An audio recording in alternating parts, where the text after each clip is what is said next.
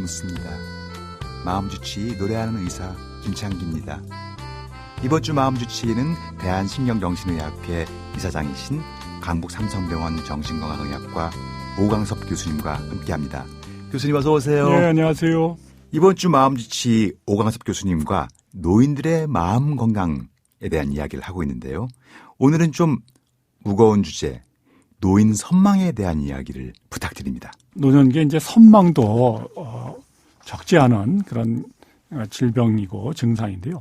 이 선망이라고 하는 것은 일시적으로 그러니까 평상시에 멀쩡하다가 일시적으로 의식이 좀 혼미해지고 네. 집중력이 떨어지고 또 진압력이 떨어져서 이 장소를 잘 못 알아보고 예. 사람을 못 알아보고 또 환시 뭔가 보인다고 하고 특히 예. 이제 야간에 밤에 자다가 일어나 보니까 누가 뭐 옆에 와서 서 있는 것 같다든지 예. 이런 착각 같은 것 그리고 수면 각성주의에 흐트러져서 자야 될 시간에 자지 못하고 앉아야 될 시간에 자고 이런 어떻게 보면은 치매 같기도 하고 어떻게 보면 정신병 같기도 하고 그런데 이게 혼동해서 일어납니다. 그러니까 괜찮았다가 나빠졌다가 예. 하루 중에도 낮에는 밝을 적엔 괜찮다가 또 밤이 되면 나빠지고 이런 것들이 반복적으로 나타나는 것 이런 것을 선망이라고 말하는 것입니다. 그리고 선망을 유발하는 노인성 질환들이 따로 있는 것인가요? 선망을 유발하는 질환과 상태는 굉장히 많은데요. 예. 물론 첫째는 이제 치매 환자들한테도 선망이 자주 옵니다. 예. 치매 진행 도중에 중간에 선망이 오기도 하고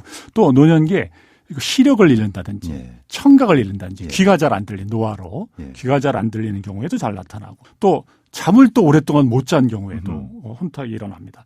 신장이나 간이나 심장과 같은 어떤 신체에 부전이 오는 경우 그러니까 기능 저하가 아주 심각한 예. 경우 올 수도 있고 탈수도 흔합니다. 노년기가 되면 이게 수분이 부족한지를 잘 못 느낀다 그래요. 뇌에서. 예. 그래서 쉽게 탈수에 빠지는데 탈수가 되는 경우도 그렇고 또 빈혈, 영양이 안 좋아서 예. 빈혈, 또 감염, 수술 받은 경우 또 어떤 경우는 심한 경우 이제 입원 요즘에 코로나 때문에 중환자실 입원 같은 그렇죠. 경우 이런 경우에도 이 선망이 잘 오고 또 특징적인 것이 약물입니다. 예. 약물 중에 이런 일으킬 수 있는 약물들이 있거든요. 이 항콜린성 제제라든지 예. 그래서 또 수면제 과용이라든지 이런 것들이 선망을 일으키기 때문에 여러 가지 신체 질환 또 약물들을 한번 검토해 볼 필요가 있습니다. 예. 치매와 선망의 차이점을 좀 설명해 주십시오. 그렇습니다. 이제 치매는 뇌세포가 서서히 파괴돼 가지고 그래서 기억력을 잃는 것이거든요. 그래서 주로 기억력 장애로 나타나고 의식은 뚜렷합니다. 명료한 경우가 많은데 그렇죠. 기억력 장애가 나타나고 또 서서히 나타나는 게 물론 혈관성 치매는 뭐 뇌출혈이나 뇌졸중이 오고 나서 바로 오지만 일반적으로는 노인성 치매는 서서히 온다는 것인데 이 선망은 아까 말씀드린 의식이 혼탁되는 것 예. 그리고 이 환시 같은 게 잘 보인다는 것 그리고 일중의 변동이 있다는 것 예.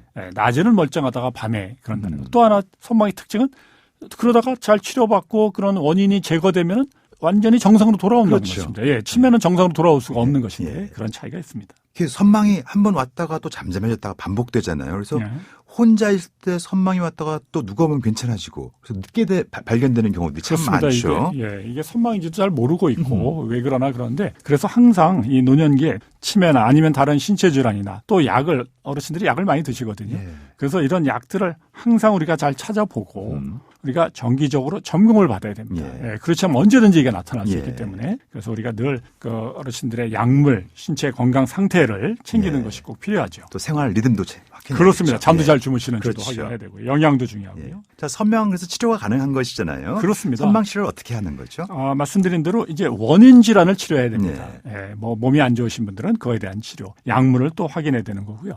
또 자꾸 이런 분들한테도 접촉을 잘 유지해서 진압력을 확인시켜주는 게 필요합니다. 이게 무슨 얘기냐면 달력 같은 걸 통해서 오늘이 며칠입니다. 그렇죠. 또 이 사람이 누굽니다. 이런 것들을 수시로 가르쳐주는 거죠. 예? 그래서 그걸 잊지 않도록 하는 거고 충분한 수면을 하게 해주고 영양을 잘 섭취하게 해주고 이런 것들을 해주고 이도저도 안 되는 경우에 이제 약물을 소량 사용해서 그렇죠. 선망을 가라앉힐 수 있습니다.